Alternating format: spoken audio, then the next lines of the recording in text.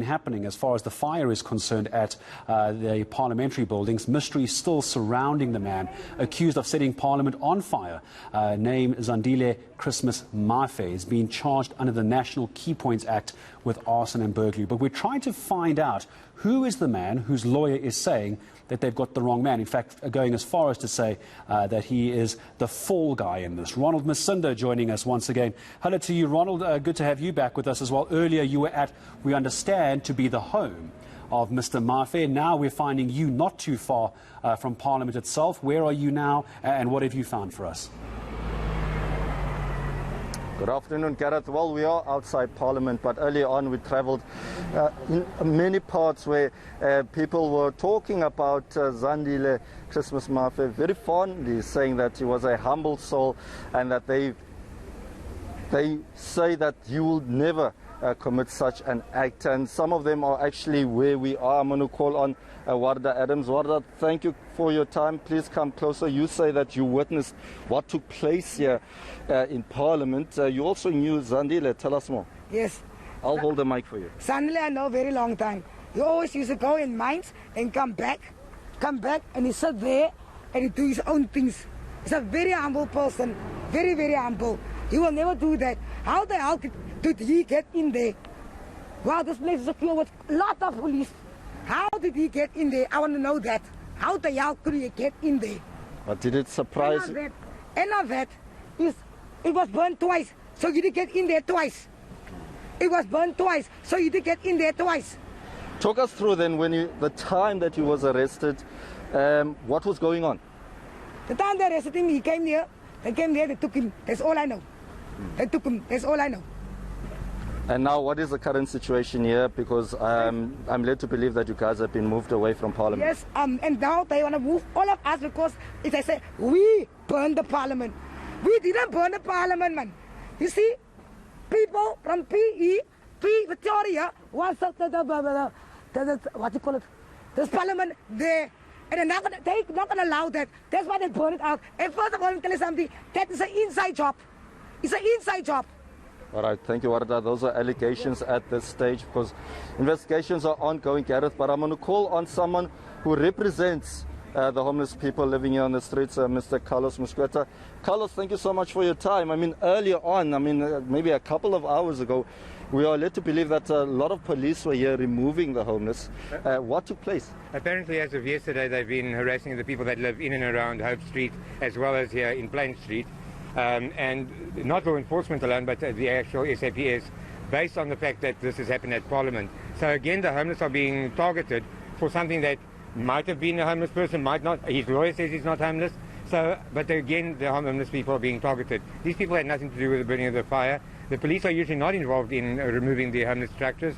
So during a moratorium, why are they threatening to arrest people if they don't move? As an activist, though, you have to admit that there are people not necessarily looking for homes and shelters, but also performing criminal activities. Are you addressing that? Of course we address it, and I don't see, I've always said that homelessness is not a trait, it's a state. It's something that you go through.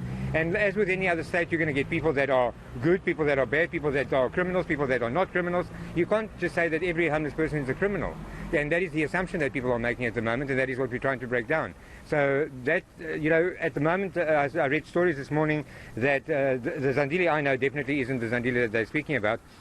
Because suddenly he was trained in Russia and he was an undercover homeless person. Well, if he was undercover, he was a damn good one. That's all I can say. And so, the fact of the matter is that it's again the homeless people that are being targeted. What have these people that are on the street here that we saw this morning, if you look at those dustbins there next to the police van, I mean, they were taking away structures again and breaking down structures. For what? These people weren't involved in this thing. Very lastly, we do know that the State of the Nation address is fast approaching. There are talks of a venue, potential venue to host it. Are you hoping that the President addresses this issue? I think it would be, it's tantamount that he addresses it. I mean, it's become a national issue. It's not, we don't have a national policy on homelessness. So, when the city says that we are one of the most progressive cities, yes, we are, but we shouldn't be comparing ourselves to the worst. Because unfortunately, we are the best of the worst. So nationally it has to be addressed, without a doubt. And very lastly, have you been in conversation with Zandile, and what has been said? None of us have actually seen, I mean, we weren't even aware of his arrest until after the fact. So I just, when I found out, I know the gentleman, I don't know him well. He's very, keeps to himself. The time that I knew him on the street, he lived just as you go into the gardens. And so none of us knew him well because, I mean, he didn't really mingle. This morning I was shocked to read the reports that he's been trained in Russia and all sorts of things. I know nothing about that I can't say.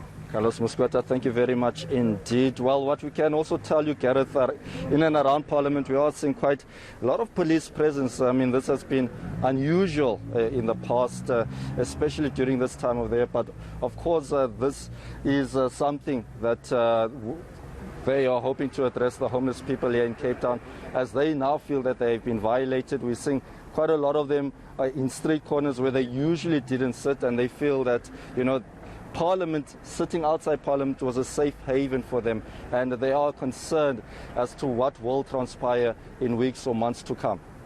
We're going to follow up with authorities as well and find out what sort of legal basis they have to be moving the homeless away from Parliament. Ronald Masinda, for the moment, appreciate you finding people that can just give us a better insight into the man accused of causing all this damage at Parliament. His lawyer saying it's not him, they've got the wrong guy, he's a fall guy, a scapegoat. That's the way the lawyer is handling this. But of course we'll get back to Ronald Masinda again a little bit later. So we